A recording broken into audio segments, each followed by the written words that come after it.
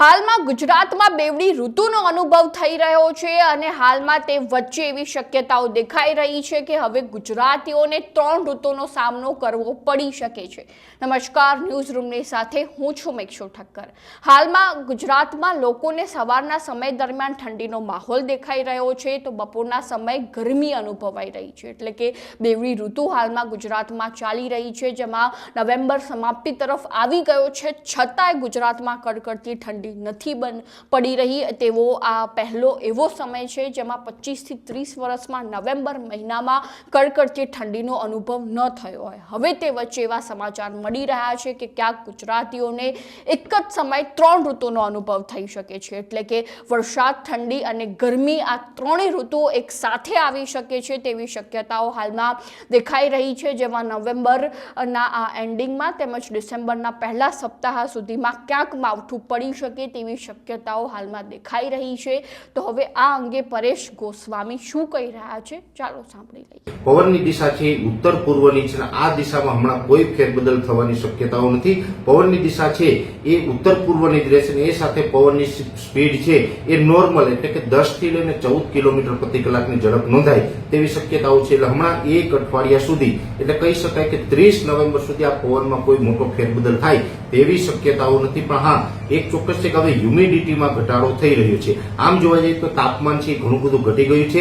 રાત્રિના ટાઈમે આપણે શિયાળાનો ખૂબ સારો એવો અહેસાસ કરી રહ્યા છીએ। દિવસનું તાપમાન છે પણ ઘણું બધું ડાઉન થઈ ગયું છે અને હજુ પણ દિવસે ને દિવસે તાપમાન છે એ ઘટતું જ રહેશે। હમણાં ઊંચું તાપમાન જાય તેવી શક્યતાઓ નથી, એટલે તાપમાન છે હવે નીચું જ રહેશે, બહુ ઊંચું તાપમાન જાય તેવી શક્યતાઓ નથી। 30 ડિગ્રીની આસપાસ એટલે એવરેજ ઓલ ઓવર ગુજરાતમાં જોવા જઈએ તો 30 થી લઈને 32 ડિગ્રી સુધી તાપમાન અલગ અલગ વિસ્તારોમાં નોંધાય। આઇસોલેટેડ એરિયા હોય ત્યાં 33-34 ડિગ્રી થઈ શકે છે। મોટાભાગના વિસ્તારોની અંદર 30 થી લઈ અને 32 ડિગ્રીની રેન્જમાં તાપમાન જોવા મળે તેવી શક્યતાઓ છે। એટલે ઓલ ઓવર જોવા જઈએ તો પવનની સ્પીડ છે અને પવનની સ્પીડ અને દિશા છે એની નોર્મલ કન્ડિશનમાં રહેવાના છે। તાપમાન છે એ પણ આપણે નોર્મલ રહેવાનું છે। ધીમે ધીમે હવે ઠંડી છે એ વધતી જશે। પણ ઘણા બધા મિત્રો છે એને કોઈને કોઈ પ્લેટફોર્મ ઉપરથી માવઠાના વરસાદની જે એક આગાહી સાંભળી હશે, ઘણા બધા મિત્રો એવું માનતા હશે કે નજીકના સમયમાં માવઠું થાય તેવી શક્યતાઓ છે। ત્યારે દરેક મિત્રોનું આપણે આ માધ્યમથી જણાવવા માંગુ છું કે માવઠું આવનારા દિવસમાં ચોક્કસ થવાનું છે, પણ હમણાં માવઠું થાય તેવી શક્યતાઓ નથી।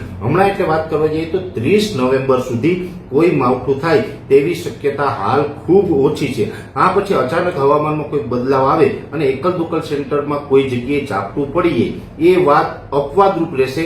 બાકી 30 નવેમ્બર સુધી કોઈ માવઠાના વરસાદની શક્યતાઓ અમે માનતા નથી। આ એક ચોક્કસથી વાત છે કે ડિસેમ્બર મહિનાના પહેલા અઠવાડિયામાં અમુક વિસ્તારમાં એકદમ છૂટાછવાયા હળવા સામાન્ય માવઠા છે એ થઈ શકે છે। જોકે એ હજી લાંબા ગાળાનું અનુમાન છે, આગોતરું એંધાણ કહી શકાય। એટલે અત્યારે આપણે એની શક્યતાઓ માનીને ચાલવાનું છે।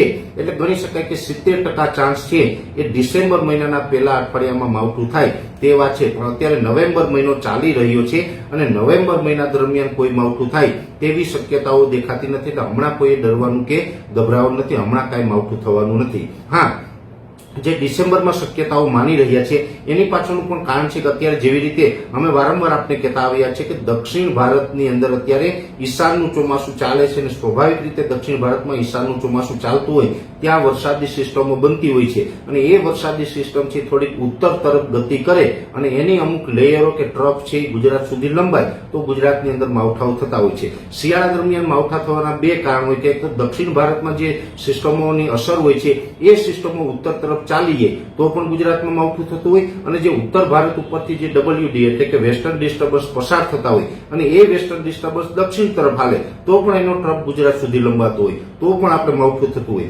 બે પ્રકારે આપણે માવઠાની શક્યતા હોય છે। એમાંથી જે ડિસેમ્બરના પહેલા અઠવાડિયામાં જે અમે માવઠાની શક્યતાઓ માની રહ્યા છીએ એનું કારણ એવું છે કે અત્યારે બંગાળની ખાડીમાં ખાસ કરીને તમિલનાડુથી અંદર જે 400 કિલોમીટરનો એરિયા છે એ વિસ્તારોની અંદર બંગાળની ખાડીની અંદર ખૂબ કરંટ છે અને એ કરંટને કારણે ત્યાં વધારેમાં વધારે સિસ્ટમો બની રહી છે અને સિસ્ટમો પણ ખૂબ મજબૂત બની રહી છે। આવનારા દિવસમાં પણ વધુ એક મજબૂત સિસ્ટમ બને અને એ સિસ્ટમને કારણે સંપૂર્ણ જે સમગ્ર દક્ષિણ ભારતનો ભાગ છે એ દક્ષિણ ભારતના ભાગોની અંદર ભારે માત્રામાં વરસાદ થાય અને એના જે અમુક લેયરો છે એ અમુક લેયરો કદાચ ડિસેમ્બરના પહેલા અઠવાડિયામાં ગુજરાત સુધી પહોંચે તો એને કારણે ગુજરાતના અમુક વિસ્તારમાં માવઠું થઈ શકે છે. જોકે એ લાંબા ગાળાનું અનુમાન છે, પણ અત્યારથી એટલું ચોક્કસ માની શકાય કે ડિસેમ્બરના પહેલું અઠવાડિયું એટલે કે 1 ડિસેમ્બરથી લઈને 10 ડિસેમ્બર વચ્ચે રાજ્યના અમુક વિસ્તારમાં માવઠું થશે. જોકે એ મોટું માવઠું નહીં હોય, પણ માવઠું છે એ અમુક વિસ્તારમાં છૂટું છવાયું અને હળવું સામાન્ય માવઠું થાય તેવી શક્યતા અત્યારે અમે માની રહ્યા છીએ. એ જે સિસ્ટમ છે એના ઉપર અમારી સતત નજર રહેશે અને ગુજરાતમાં ક્યારે ને કેવું માવઠું થવાનું હશે એ ચોક્કસથી અમે આપના સુધી એની માહિતી પહોંચાડતા રહીશું. અત્યારે આ વિડીયોની અંદર ખાસ એ જ માહિતી આપવાની હતી કે પવનની સ્પીડ અને દિશા છે એ નોર્મલ છે. ઠંડી છે એ ધીમે ધીમે વધતી જશે. અત્યારે પણ ઠંડી વધી ગઈ છે અને હજુ પણ દિવસે દિવસે ઠંડી છે એમાં વધારો થશે. અને માવઠાની બાબતમાં નવેમ્બર મહિનાની 30 તારીખ સુધી આપણે કોઈ ચિંતાનું કારણ નથી. 30 નવેમ્બર સુધી રાજ્યમાં કોઈ માવઠું થાય તેવી હાલ કોઈ શક્યતાઓ દેખાતી નથી. ડિસેમ્બરના પહેલા અઠવાડિયામાં સમગ્ર ગુજરાતમાં નહીં થાય એટલે એ કોઈ ચિંતા નથી કરવાની. ડિસેમ્બરના પહેલા અઠવાડિયામાં અમુક વિસ્તારોમાં થશે અને કેટલી તીવ્રતા વાળું હશે, કેવું માવઠું હશે, કયા વિસ્તારમાં હશે એ ચોક્કસથી આવનારા દિવસમાં આપણે માહિતી આપવામાં આવશે.